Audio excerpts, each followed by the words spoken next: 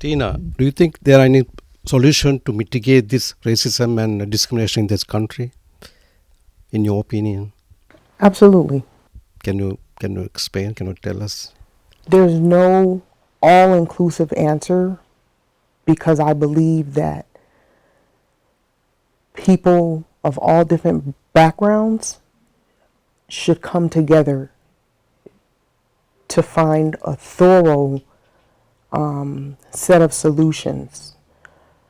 But primarily, I think things like inclusion, diversity, legislation help to provide an environment where the sting of racism and discrimination isn't so bitter. While you can't legislate another person's heart, you can't legislate another person's morality, you can have checks and balances in place that do protect those who are victims of racism and discrimination. What do you think is the best primary reason for this racism and discrimination? The United States has quite a history when it comes to issues of black and white. And those issues stretch back, for me, people of African descent, to like the early 1600s, 1619, when we were brought here as slaves. And of all the people groups in America, and America is a huge melting pot. We have many cultures, many different types of races. Every other race came to this soil on their own volition. We, on the other hand, as African Americans, were brought in bondage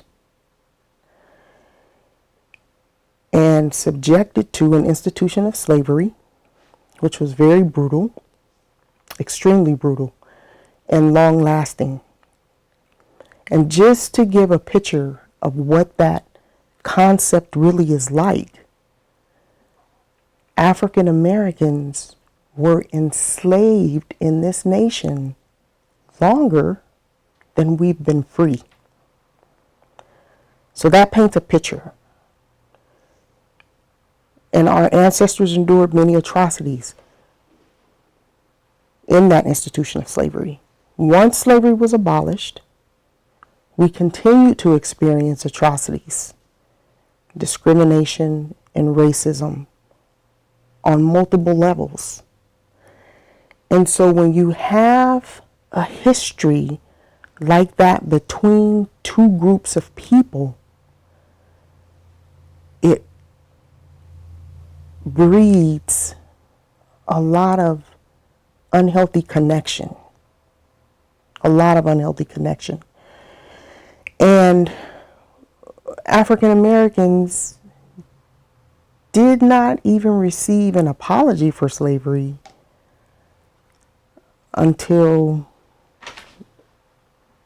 maybe this century, even though it started back in 1619.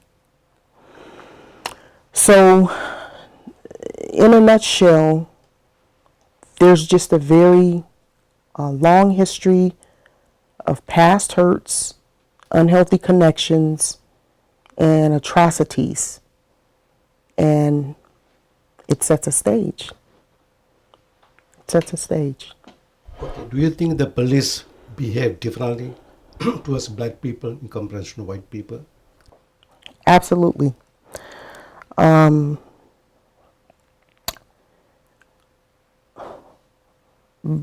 Before the advent of videos,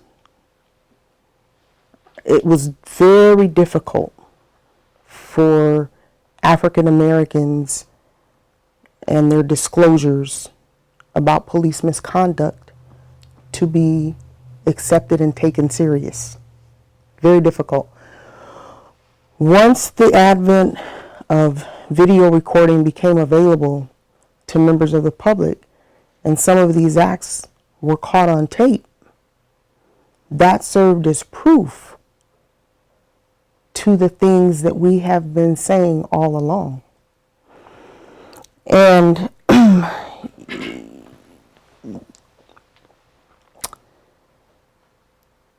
in addition to the video evidence that we see,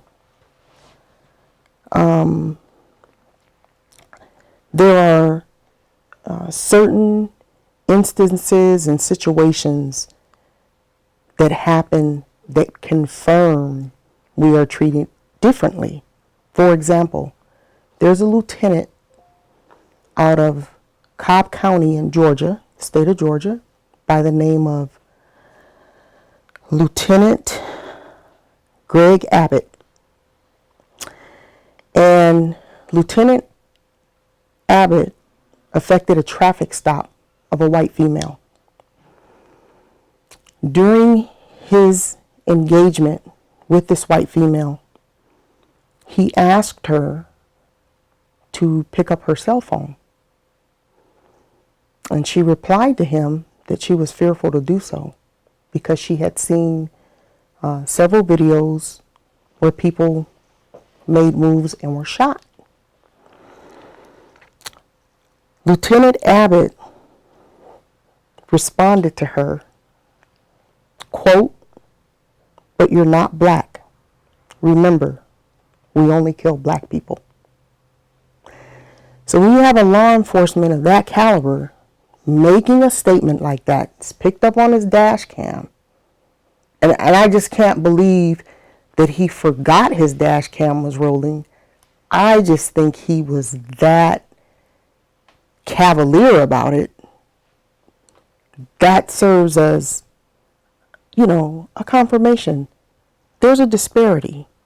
But don't you think that's a very small percentage of people, minute percentage of people in police department who do that? I mean, most of the police officers, police department that I come across, we see very seldom something like a harsh words or trying to arrest you or like discriminatory kind of words, in my experience. So don't you believe that the percentage of people that doing those kind of things very small percentage or significant? Not necessarily. Not necessarily. I'm not sure if you would be aware, but you may be aware of Frank Serpico, NYPD. Frank Serpico tried to disclose a culture, and this was probably the early 70s. He tried to disclose a culture of misconduct within the New York Police Department and was ambushed for it and nearly killed.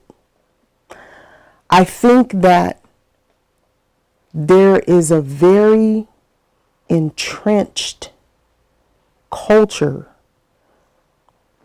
within police departments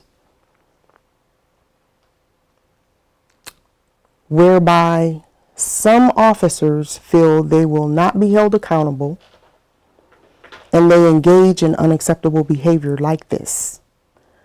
Not every cop, not every officer is bad. There are good officers out there. There's never an entire profession where they're all bad or they're all good. Never. No profession. Medicine, good doctors, bad doctors. Engineers, good engineers, bad engineers. Investigators, good investigators, bad investigators. But when you give a person a badge and a gun, and they have immunity to take another person's life, that's huge. That is huge. And that culture, that undercurrent, really needs to be examined. And I'll close out my answer by talking about the FBI, the Federal Bureau of Investigation. In 2015, as well as 2006, I believe it was, the FBI raised flags about a culture of white supremacy within the police departments across the nation. And no one really paid much attention to that. So when you have all of these factors playing into a profession where people can take your life because they feared for their safety or they thought you were reaching for something, there should be almost no room for the practice of racism and discrimination.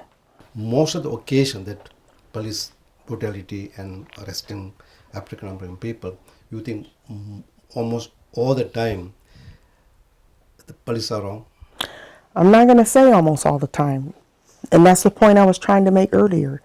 You can't go to either extreme. You can't say almost all the time. You can't say almost never. It's difficult to say because these behaviors are not tracked. We don't have tools and access to information that would give us a snapshot of really what's going on in those departments. For example, Derek Chauvin, the officer who killed George Floyd. Cavalierly, this man put his hands in his pockets and he knew that he was cutting off Mr. Floyd's air supply. He knew this. He knew it. In the video, it proves Mr. Floyd was not being aggressive. He wasn't being resistant. Technically, there was really no reason he should have been on the ground in the first place. But the point is, they found out Derek Chauvin had as many as, I want to say, 17 complaints. Had someone in the higher ranks of that department looked at that for what it was, a flag, a red flag, and done something about it, there could have been a different outcome. So again, to reiterate, in my answer to your question, it is difficult to say because you can't go from one extreme or the other extreme, and there's really no tools whereby we can effectively measure perceived, practiced acts of racial discrimination. It's very difficult to do that. But it does happen a lot in the African American community. Absolutely, it does.